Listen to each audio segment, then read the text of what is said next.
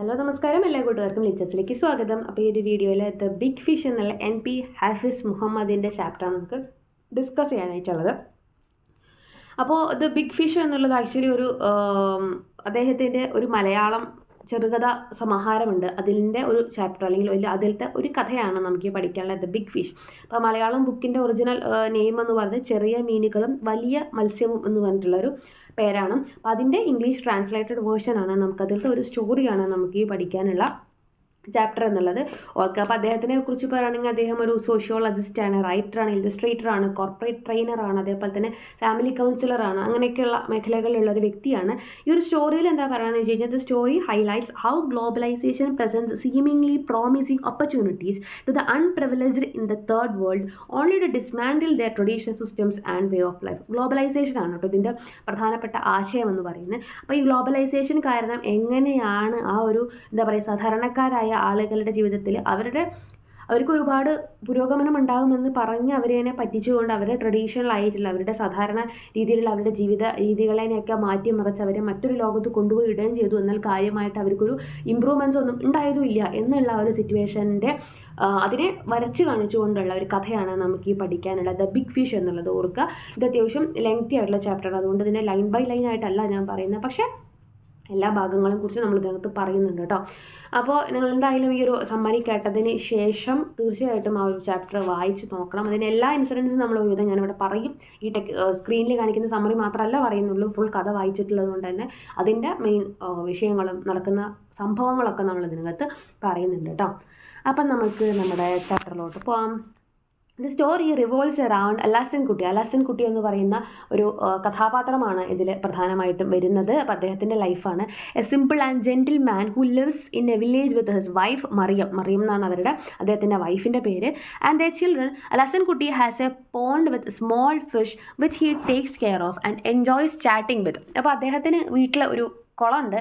ആ കുളത്തിൽ കുറച്ച് കുഞ്ഞു മത്സ്യങ്ങളൊക്കെ ഉണ്ട്. അപ്പോൾ അതുമായിട്ട് അതിന് തീറ്റ കൊടുക്കുക, അതുമായിട്ട് സംസാരിക്കുക എന്നൊക്കെ പറയുന്നതാണ് ആളുടെ മെയിൻ ഹാപ്പിനെസ് എന്ന് പറയുന്നത്. He has a deep connection with the fish and the pond and it brings him a sense of peace and tranquillity. ഭയങ്കര കണക്ഷനാണ് അദ്ദേഹത്തിന് ആ ഒരു കുളവും അതിലെ കുഞ്ഞു മത്സ്യങ്ങളുമായിട്ട്. അപ്പോൾ അദ്ദേഹത്തിന് ഭയങ്കര പീസായിട്ടിരിക്കണമെങ്കിൽ, ഹാപ്പി ആയിട്ടിരിക്കണമെങ്കിൽ തീർച്ചയായിട്ടും ആ മീൻ കുഞ്ഞുങ്ങളും അവർക്ക് തീറ്റ കൊടുക്കാം, അവരോട് സംസാരിക്കാം, അവരുടെ കൂടെ ഇരിക്കുകയും ഒക്കെ ചെയ്യണം. അദ്ദേഹം ആ ഒരു ഫുഡ് ഇട്ട് കൊടുക്കാൻ വേണ്ടിയിട്ട് കറക്റ്റ് ഏത് സമയത്ത് വരുന്ന അവർക്കറിയാം. അപ്പോൾ അദ്ദേഹം വരുന്ന സമയത്ത് ആ ഒരു മീൻ കുഞ്ഞുങ്ങളൊക്കെ അങ്ങനെ മുകളിൽ വന്ന് നിൽക്കാറുണ്ട് ഇദ്ദേഹത്തിൻ്റെ നിന്ന് ഫുഡ് വാങ്ങിക്കാൻ വേണ്ടിയിട്ട്. അപ്പോൾ അങ്ങനെയൊക്കെ ജീവിക്കുന്ന ഒരു സാധാരണക്കാരായിട്ടുള്ള ഫാമിലിയാണ് അലാസൻ കുട്ടിയുടെ എന്നുള്ളത് ഓർക്കുക. One day, a visitor arrives in the village, promising prosperity through a fish-growing collective. The visitor is charismatic and persuasive, and Mariam is tempted by the prospect of wealth and a better life. അപ്പോൾ അങ്ങനെ ഇരിക്കുമ്പോഴാണ് ഒരു ദിവസം അവരുടെ വീട്ടിൽ ഒരു പുതിയതായിട്ടൊരു മനുഷ്യൻ വരുന്നുണ്ട്. അപ്പോൾ അയാൾ പറയണമെന്ന് വെച്ച് കഴിഞ്ഞാൽ നിങ്ങളെ വളരെ എന്താ പറയുക സമ്പൽ സമൃദ്ധിയിലേക്ക് നയിക്കാൻ പറ്റുന്ന തരത്തിലുള്ള പുതിയൊരു ഐഡിയ ആയിട്ടാണ് ഞാൻ വന്നിരിക്കുന്നത്. വളരെ നല്ല രീതിയിൽ കേൾക്കുന്നവരെ കൺവിൻസ് ചെയ്യിക്കാൻ പറ്റുന്ന രീതിയിൽ സംസാരിക്കുന്ന ഒരു വ്യക്തിയാണ്. അപ്പോൾ അയാൾ പറയുന്നത് വെച്ചാൽ ഒരു എന്താ പറയുക ഫിഷ് ഗ്രോയിങ് കളക്റ്റീവ് വെച്ചിട്ട് ഫിഷിൻ്റെ ഒരു ഫാമിംഗ് പോലത്തെ സംഭവം വെച്ചുകൊണ്ട് നിങ്ങൾക്ക് വളരെ റിച്ചായി മാറാം. ജസ്റ്റ് നിങ്ങൾക്ക് ഈ പോണ്ടിൽ കുളത്തിലെ മീനുകളോട് സംസാരിച്ചുകൊണ്ട് ഇങ്ങനെ ഇരുന്നാൽ മതിയോ എന്നൊക്കെ പറഞ്ഞിട്ട് അദ്ദേഹത്തിൻ്റെ അലാസൻ കുട്ടിയുടെ അപ്പോഴത്തെ ലൈഫിന് അദ്ദേഹം കളിയാക്കുന്നൊക്കെയുണ്ട്. അപ്പോഴേക്കും ഇദ്ദേഹത്തിൻ്റെ വാക്ചാതുര്യത്തിൽ അദ്ദേഹത്തിൻ്റെ വാചാലതയിൽ ഈ വൈഫായിട്ടുള്ള മറിയം എന്ത് ചെയ്യുന്നുണ്ട്, വീണ് പോകുന്നുണ്ട്. അപ്പോൾ അവർ പറയുന്നുണ്ട്, അദ്ദേഹം പറയുമ്പോൾ നമുക്ക് റിച്ച് ആവാം അങ്ങനെയാവും ഇങ്ങനെയാവുന്നൊക്കെ പറയുമ്പോൾ ഇവർ കംപ്ലീറ്റ്ലി ഈ ഒരു വൈഫ് എന്ത് ചെയ്യുന്നുണ്ട് അതിനകത്ത് വീണ് പോകുന്നത് നമുക്ക് കാണാനായിട്ട് സാധിക്കുന്നുണ്ട്. അപ്പോൾ ഇയാളിങ്ങനെ പറയുന്നുണ്ട്, എന്ത് പറയുക മോശം സിറ്റുവേഷനിലാണ് ഈ ആളുകളൊക്കെ ജീവിക്കുന്നത്, എങ്ങനെയൊക്കെ ജീവിക്കാൻ പറ്റുന്നത്, വെറുതെ ഒരു പ്രത്യേകിച്ചൊരു ഉന്നമനം ഒന്നും ഇല്ലാണ്ട് നിങ്ങളിങ്ങനെ ജീവിക്കുകയാണല്ലോ, അങ്ങനെയാണ് ഇങ്ങനെയാണെന്നൊക്കെ പറയുന്നുണ്ട്. അപ്പം അതിനുശേഷം she convinces Alasan Kuti to meet with the visitor and consider the opportunity. അങ്ങനെ അവിടെ സംഭവിക്കുന്നത് എന്താണെന്ന് വെച്ച് കഴിഞ്ഞാൽ ഈ ഒരു സിറ്റുവേഷനിൽ ഈ ഒരു അലാസൻ കുട്ടിയുടെ അടുത്ത് ഒരുപാട് തരത്തിൽ ഇദ്ദേഹം കൺവിൻസ് ചെയ്യാൻ നോക്കുന്നുണ്ട്. പക്ഷെ അതിലൊന്നും അദ്ദേഹം വീഴുന്നില്ല.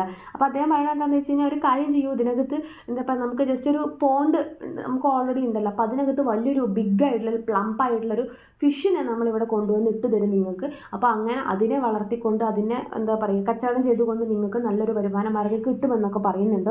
പക്ഷേ നമ്മുടെ അലാസൻ കുട്ടി ഒന്നും സമ്മതിക്കുന്നില്ല. അദ്ദേഹം പറയുന്നുണ്ട് അയ്യോ മീനിനെ വളർത്തിയിട്ട് അത് വിൽക്കുക, അതൊന്നും നമ്മുടെ എന്താ പറയുക ആൻസെസ്റ്റേഴ്സ് പോലും മുന്നത്തെ പൂർവികരൊന്നും നമ്മളോട് ക്ഷമിക്കില്ല, നമുക്ക് ശാപം കിട്ടും, നമുക്ക് അങ്ങനത്തെ ജോലികളൊന്നും നമുക്ക് ചെയ്യാനായിട്ട് പറ്റില്ല. മീനിനെ വളർത്തിയിട്ട് വിൽക്കുക, ഞാനിവിടെ അദ്ദേഹം ഓമനിച്ച് വളർത്തുന്ന മീൻ കുഞ്ഞുങ്ങളാണ് അവിടെ ഉള്ളത്. അപ്പോൾ പുറത്തുനിന്നൊരു മീൻ കൊണ്ടുവന്ന് വളർത്തിയിട്ട് അതിനെ വിൽക്കാമെന്നൊന്നും പറഞ്ഞാൽ നമുക്ക് പറ്റിയിട്ടുള്ള കാര്യമല്ല എന്നൊക്കെ അദ്ദേഹം പറയുന്നുണ്ട്. അപ്പോൾ വീണ്ടും ഈ ഒരു വന്നിട്ടുള്ള മനുഷ്യൻ എന്ത് ചെയ്യാണ്, പുതിയ പുതിയ കാര്യങ്ങൾ പറഞ്ഞിട്ട് ഇവരിങ്ങനെ ടെംപ്റ്റ് ചെയ്യാണ്, അതിൻ്റെ അടുത്ത് ഇങ്ങനെ വീഴ്ത്താൻ നോക്കുകയാണ്. നിങ്ങൾക്ക് നല്ലൊരു കംഫർട്ടബിൾ ആയിട്ടുള്ള വീട് വേണ്ട, നിങ്ങൾക്ക് കുട്ടികളെ നല്ല സ്കൂളിലോട്ട് വിടേണ്ട, അവരുടെ ഫ്യൂച്ചറിന് വേണ്ടി ചെയ്യേണ്ട എന്നൊക്കെ പറഞ്ഞിട്ട് അദ്ദേഹത്തിനെ ഇങ്ങനെ വീണ്ടും വീണ്ടും പ്രലോഭിപ്പിക്കാനായിട്ട് അയാൾ ശ്രമിക്കുകയാണ്. അപ്പോൾ ഈ ഒരു മനുഷ്യനെയും കൊണ്ട് നമ്മളോട് ഉദ്ദേശിക്കുന്നത് ഗ്ലോബലൈസേഷൻ കൊണ്ടുവരുന്ന ഒരു വിഭാഗത്തിനെയാണ്.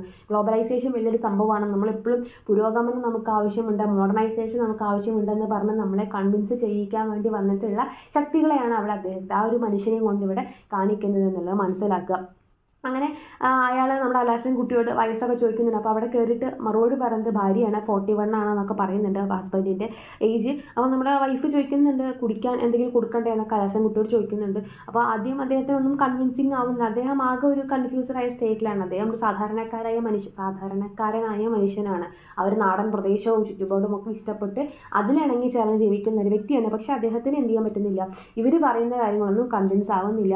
എന്തായാലും അങ്ങനെ എന്ത് ചെയ്യുന്നുണ്ട്, ഇത് നമ്മൾ സാധാരണ മലയാളികളിലൊക്കെ സ്വഭാവം പോലെ തന്നെ നിങ്ങൾ മാത്രമല്ല അപ്പുറത്തുള്ളവരും ഈ സെയിം സാധനം ചെയ്യുന്നുണ്ടെന്ന് പറഞ്ഞാൽ നമുക്കൊരു ജിജ്ഞാസയാണല്ല, എന്നാൽ നമുക്ക് ചെയ്യാമെന്നുള്ളത്. അപ്പം അതേപോലെ ഇയാളും പറയുന്നുണ്ട്, അപ്പുറത്തുള്ള കുറേ പേരുകളൊക്കെ പറയുന്നുണ്ട്.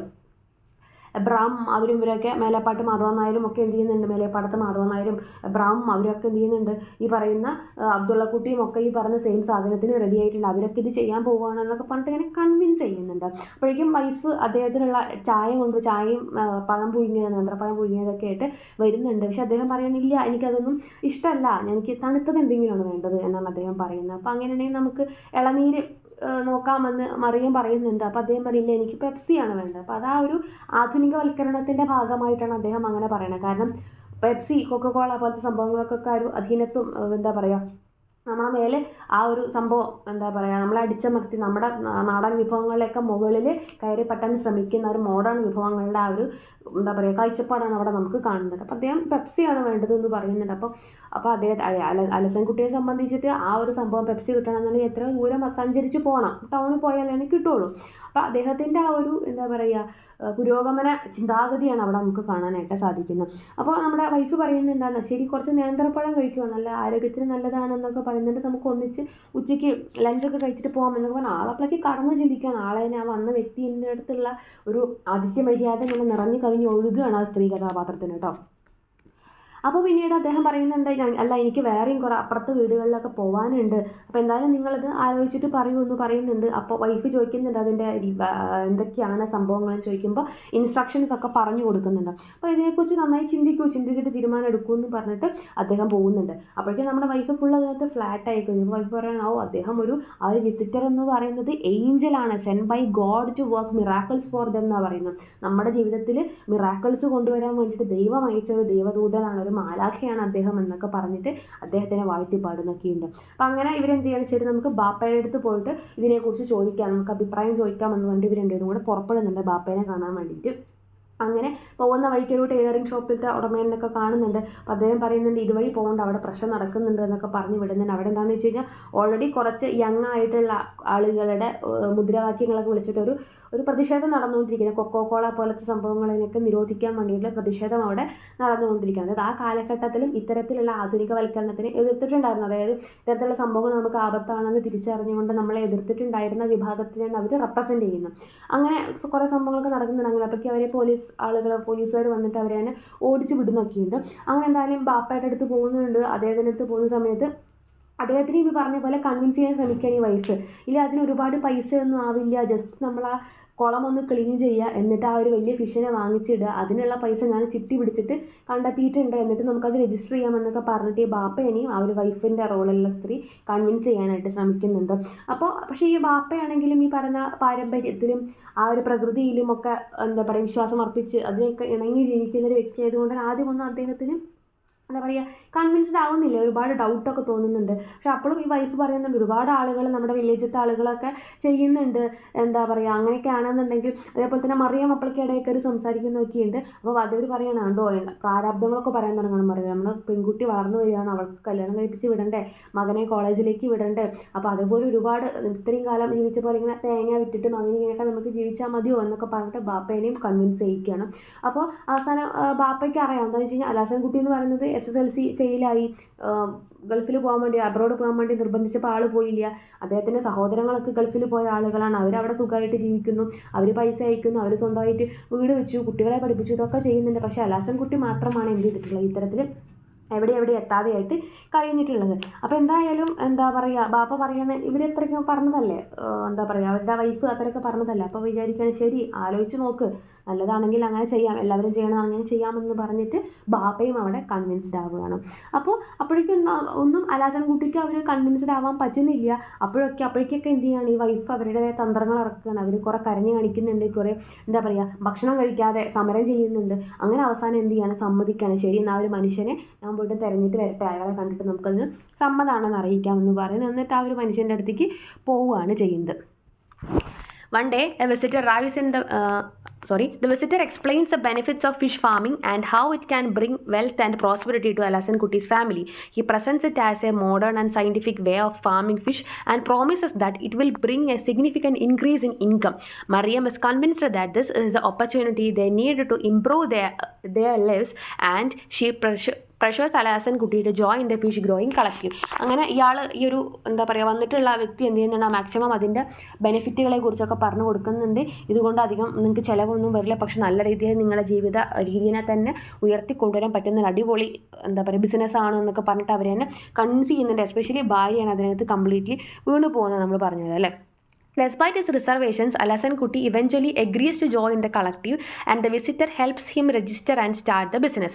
The men in uniform arrive to clean the pond and introduce the big pink fish, which are meant to be harvested and sold for profit. അങ്ങനെ അവസാനം ഇയാളത് സമ്മതിക്കുകയാണ്. അപ്പം നമ്മുടെ അലസൻ കുട്ടി അയാളെ കാണാൻ വേണ്ടി പോകുന്നുണ്ട്. അപ്പോൾ അയാൾ പറയുന്നുണ്ട് എനിക്കറിയാമായിരുന്നു നിങ്ങൾ വരും എന്നുള്ളത്, അപ്പോൾ അതുകൊണ്ട് തന്നെ നമുക്കിത് സിമ്പിളായിട്ടുള്ള കാര്യമാണ്, അപ്പോൾ നിങ്ങൾക്ക് ആ ഒരു രജിസ്ട്രേഷൻ ചെയ്തോളൂ എന്ന് പറഞ്ഞിട്ട് എന്താ പറയുക രജിസ്റ്റർ ചെയ്യുന്നുണ്ട്. രജിസ്ട്രേഷൻ കാർഡ് വാങ്ങിച്ചിട്ടാണ് അലസൻ കുട്ടി തിരിച്ചു വരുന്നത്. അങ്ങനെ പിറ്റത്തെ ദിവസം തന്നെ അതിനുള്ള ആളുകൾ, അതിൻ്റെ പണികൾക്കുള്ള ഒരു 6 ആളുകൾ അവിടെ എത്തുന്നുണ്ട്. കോട്ടും യൂണിഫോമൊക്കെ ഇട്ടുള്ള ആളുകൾ അവിടെ എത്തുന്നുണ്ട്. അപ്പോൾ അവർ ജസ്റ്റ് ആ ഒരു രജിസ്ട്രേഷൻ കാർഡ് ഒന്ന് നോക്കുന്നു, എന്നിട്ട് നേരെ പോകുന്നു കുളത്തിലേക്കാണ്. എന്നിട്ട് കുളമൊക്കെ ഫുൾ അവർ ക്ലീൻ ചെയ്യുന്നു.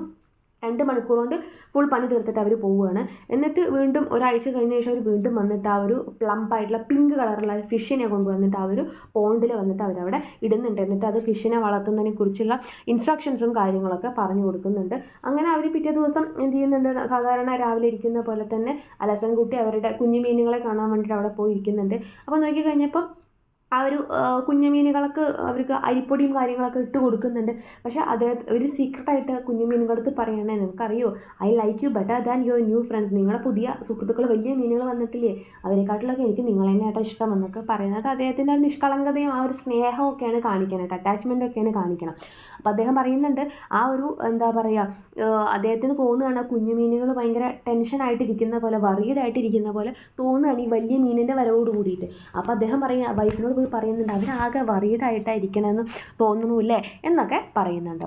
ആസ് എ സ്റ്റോറി പ്രോഗ്രസസ് അലാസൻ കുട്ടി becomes increasingly concerned about the impact of the fish on the smaller fish in the pond. He notices that the smaller fish are disappearing. അപ്പോൾ അദ്ദേഹത്തിന് ഓരോ ദിവസം തീരുന്തോറും തോന്നുകയാണ് കുഞ്ഞു മീനുകളുടെ എണ്ണം കുറഞ്ഞുകൊണ്ടിരിക്കുകയാണ്. And he suspects that the big fish are eating them, ഈ വലിയ മീൻ അതിനെയൊക്കെ തിന്നുകയാണോ എന്ന് അദ്ദേഹത്തിന് സംശയം വരികയാണ്.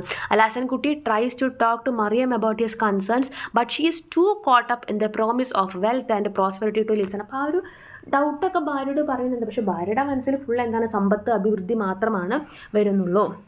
അങ്ങനെ അപ്പോഴും വൈഫ് പറയുന്നുണ്ട് ഒരു 4 മാസത്തെ കാര്യമല്ലേ, അതൊന്നും പ്രശ്നമല്ല എന്നൊക്കെ പറയുന്നുണ്ട്. അത് കഴിഞ്ഞ് കഴിഞ്ഞാൽ നമുക്കിപ്പോൾ സാധാരണ ആളുകൾ നടക്കുന്നത് മാതിരി ഇങ്ങനെ മീൻ കച്ചവടത്തിനായിട്ട് നമ്മൾ കൊണ്ടു നടക്കേണ്ട ആവശ്യമൊന്നുമില്ല. നമുക്ക് ഓർഡറുകൾ ഇവിടെ വരും, ഇവിടെ വന്നിട്ട് ആളുകൾ മീൻ വാങ്ങിച്ചിട്ടോ നമുക്ക് ഇവിടെ വന്ന് പൈസ വാങ്ങിച്ചാൽ മാത്രം മതി. ഇപ്പോൾ അബ്ദുള്ളക്കുട്ടി ഹാജിയൊക്കെ ഇപ്പോൾ ഫുള്ള് ആ ഒരു പൈസയൊക്കെ എന്താ പറയുക മീനിനെയൊക്കെ കച്ചവടമാക്കി പൈസ ആയിട്ടുണ്ട്. നമുക്കൊരു ദൈവം തന്നൊരു ഗിഫ്റ്റാണ് ഈ ഒരു ഐഡിയ എന്നൊക്കെ പറഞ്ഞിട്ട് വീണ്ടും അലസൻ കുട്ടീനെ സപ്പോർട്ട് ചെയ്യുന്നുണ്ട്. പക്ഷേ അലസൻ കുട്ടിക്ക് ഉറക്കം വരുന്നില്ല, സ്ലീപ്ലെസ് നൈറ്റാണ് പിന്നെ അദ്ദേഹത്തിന് വരുന്നത്. അങ്ങനെ പിറ്റേ ദിവസം അദ്ദേഹം പോയിട്ട് ഫുഡ് കൊടുക്കാൻ വേണ്ടിയിട്ട് ഫിഷുകാരുടെ അടുത്തേക്ക് പോകുമ്പോൾ അവിടെ ഒരു മീനിനെ പോലും പുറത്ത് കാണുന്നില്ല എന്നാണ് പറയണത്. As a story progresses Alasankutty becomes increasingly concerned about the impact of the big fish on the smaller fish in the pond. നമ്മൾ ഓൾറെഡി പറഞ്ഞത് the climax of the story occurs when Alasankutty witnesses the big pink fish devouring the smaller fish in the pond. This moment is a turning point in the narrative as it highlights the consequences of Alasankutti's decision to pursue fish farming and the impact of external influences on his life and the pond's ecosystem. അപ്പോൾ അദ്ദേഹത്തിന് തിരിച്ചറിയാൻ സാധിക്കും, അതായത് ആ ഒരു വലിയ മീൻ വന്നിട്ട് അദ്ദേഹത്തിൻ്റെ ഓമനകളായിട്ടുള്ള കുഞ്ഞു മത്സ്യങ്ങളെ മുഴുവൻ തിന്നു പോയിട്ടുണ്ട് എന്ന് അദ്ദേഹത്തിന് മനസ്സ്. അപ്പോൾ അതോടുകൂടി അദ്ദേഹത്തിൻ്റെ ഹൃദയം തകർന്ന പോലെ തോന്നുന്നു. അങ്ങനെ ഈ മീൻ കുഞ്ഞുങ്ങളെ കാണാതെ ഇങ്ങനെ ഇരിക്കുന്ന സമയത്താണ് ഒരു മിസൈൽ വരുന്ന പോലെ ആ ഒരു ബിഗ് ആയിട്ടുള്ള വലിയ ഫിഷ് അവിടേക്ക് വരുന്നു, വായൊക്കെ തുറന്ന് പിടിച്ചിട്ടാണ് വരുന്നത്. അപ്പോൾ അതെന്താ ഉദ്ദേശിക്കുന്നത്? ഗ്ലോബലൈസേഷനാണ്. എല്ലാത്തിനെയും ആ ഒരു പരമ്പരാഗതമായിട്ടുള്ള അല്ലെങ്കിൽ പ്രകൃതിദത്തമായിട്ടുള്ള എക്കോസിസ്റ്റത്തിലുള്ള എല്ലാത്തിനെയും നശിപ്പിക്കാൻ കഴിവുള്ള ഒരു നശീകരണ സ്വഭാവമുള്ള ഗ്ലോബലൈസേഷൻ്റെ ആ ഒരു ഭാഗമാണ് ആ ഒരു ബിഗ് ഫിഷുമായി നമ്മളിവിടെ കാണുന്നത്. അപ്പോൾ അദ്ദേഹത്തിന് മനസ്സിലാവുകയാണ്, അപ്പോൾ ഇത്തരത്തിൽ ആ ഒരു ചെയ്തു പോയി പുറത്തു നിന്നുള്ള ഒരു ശക്തി, ഒരു അധിനിവേശ ശക്തി അതിനകത്ത് അവരുടെ ലൈഫിൽ കടന്നു കൂടിയിട്ട് അവരുടെ എന്താ പറയുക തനതായ ജീവിത ശൈലി അല്ലെങ്കിൽ അവരുടെ ചുറ്റുപാട് നശിച്ചു പോയി എന്നുള്ള അദ്ദേഹത്തിന് തിരിച്ചറിവാണ് അവിടെ വരുന്നത്. അപ്പോൾ അതോടുകൂടി തന്നെ അദ്ദേഹത്തിന് മനസ്സിലാവുകയാണ് ഇനിയിപ്പോൾ ഒരു തിരിച്ചുവരവില്ലാത്ത എല്ലാം മൊത്തത്തിൽ നശിച്ചു പോയി എന്നൊരു ചിന്ത അദ്ദേഹത്തിന് വരികയാണ്. ആ ഒരു തെറ്റായ തീരുമാനം അദ്ദേഹത്തിന് വളരെ മോശമായ സിറ്റുവേഷനിലേക്ക് നയിക്കുകയാണ് ചെയ്യുന്നത്. The story explores themes of globalisation, capitalism and the impact of external influences on traditional ways of life. Through Alasankutti's struggles, the narrative highlights the complexities of navigation, tradition, ambition and the consequences of external influence. പുറത്തുനിന്നുള്ള ശക്തികളുടെ എന്താ പറയുക influence വന്നു കഴിഞ്ഞാൽ ഉണ്ടാകാൻ പോകുന്ന ഉണ്ടായിട്ടുള്ള നാശങ്ങളാണ് ഇവിടെ കാണിക്കുന്നത്. The story also races questions about the cost of progress and the importance of preserving traditional ways of life. നമ്മുടെ പരമ്പരാഗതമായ ജീവിത രീതികളെ സംരക്ഷിക്കേണ്ടതിൻ്റെ ആവശ്യകത കൂടിയാണ് ഇവിടെ കാണുന്നത്. Overall the story is A powerful exploration of the human condition and the complexities of navigation, tradition, ambition and the consequences of external influences. It is a story that encourages readers to think critically about the world around them and the impact of their actions on the environment and the community. ആളുകൾ അവരുടെ പ്രവൃത്തി എങ്ങനെയാണ് അവരുടെ പരിസ്ഥിതിയെ ബാധിക്കുന്നത്, സമൂഹത്തിനെ ബാധിക്കുന്നത് എന്നൊക്കെ മനസ്സിലാക്കാനുള്ള തിരിച്ചറിവ് കൊണ്ടുവരാൻ സഹായിക്കുന്ന ഒരു കഥയാണ് ഇത് എന്നുള്ളത് മനസ്സിലാക്കുക.